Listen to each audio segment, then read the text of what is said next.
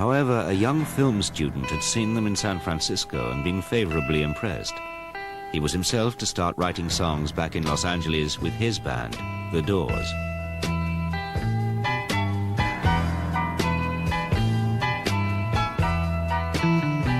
I'm a spy in the house of love. Although Jim Morrison lived in a house in the heart of the Los Angeles hippie community, he was never really part of the love generation. Dreaming of. I know the word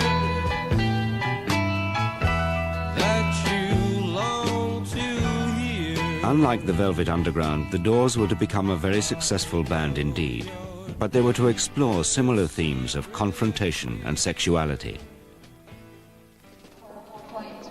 Name? Robbie Krieger. Name? John Densmore. Name? Raymond Daniel Manzer. Name? Jim. Occupation. Break on through to the other side.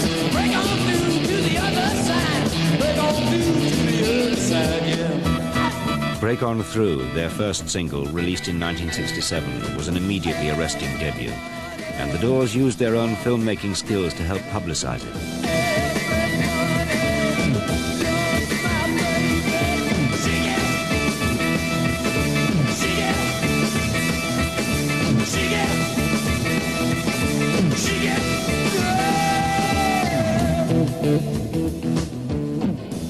This is the campus at UCLA. This is where I first met Jim Morrison. We were film students in 62 to 64. The idea of making a film is a dramatic structure, and I think the fact that Jim went to the film school, I went to the film school at UCLA, carried over into our music. It gave us a sense of drama. Come on, turn the lights on. Turn them way down.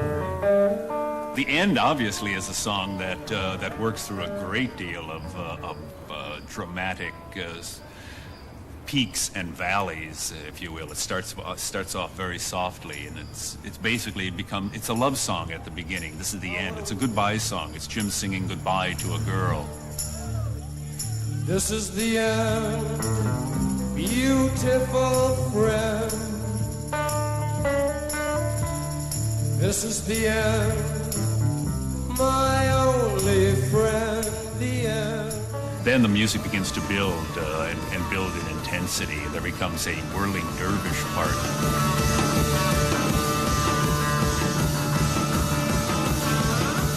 The tempo of the song increases. Now this is the dramatic structure again of a film, increasing in structure, increasing in editing, increasing in intensity with which the Doors are playing.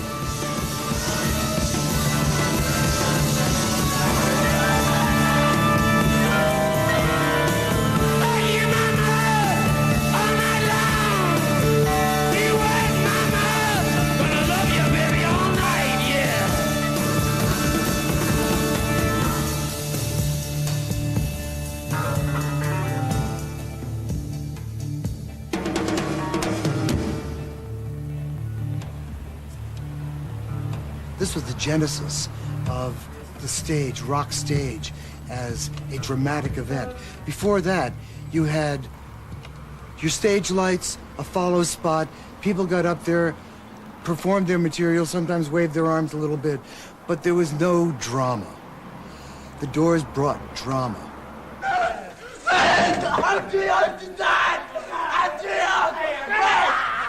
In the 60s, at the time, there was an interesting sort of theatrical style. It had come out of the theater of the absurd, which was a very funny, humorous, theatrical movement in the 50s, and had turned into a kind of a confrontational theater.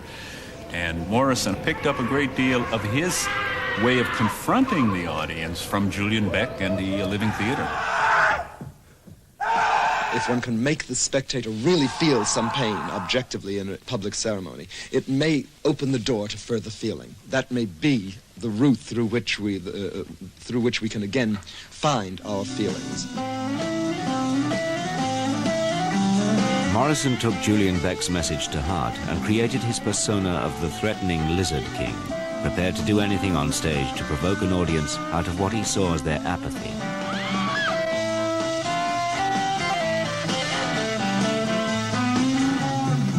When the music's over, turn up the light, turn up the light, turn up the light.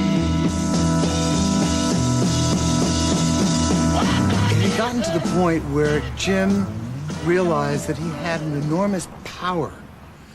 Not just the power to move people emotionally, but to move them politically. And not so much in the politic of the time. That's not what he was interested in. He was more interested in the politic of the insane.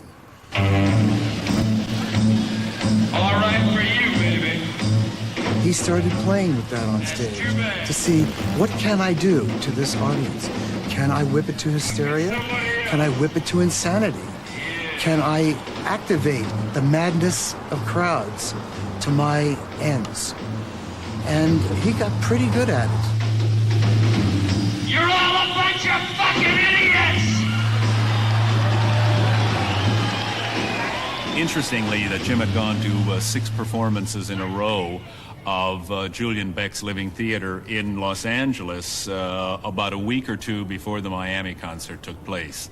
And they had taken their clothes off on stage, I'm not allowed to walk naked, etc., etc., etc., all kinds of things. Jim was going to do the same thing in Miami. Come up here and love my ass, come on! Yeah! I love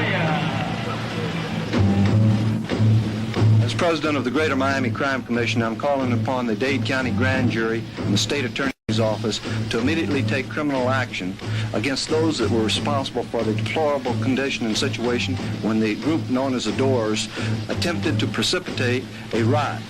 We have taken out 2 warrants for Jim Morrison. One of them is for indecent exposure. In the trial, there are 250 photographs entered, a stack of photographs this high at the trial. Photos of everything that was going on at the concert. Not one photo of the ivory shaft appeared. So I doubt if it happened, but I think it was a mass hallucination. I think it was something like the Vision of Lourdes or something like that, is what happened in Miami. The Miami concert was to mark the effective end of the Doors' career as a live band. Promoters across the country cancelled their bookings.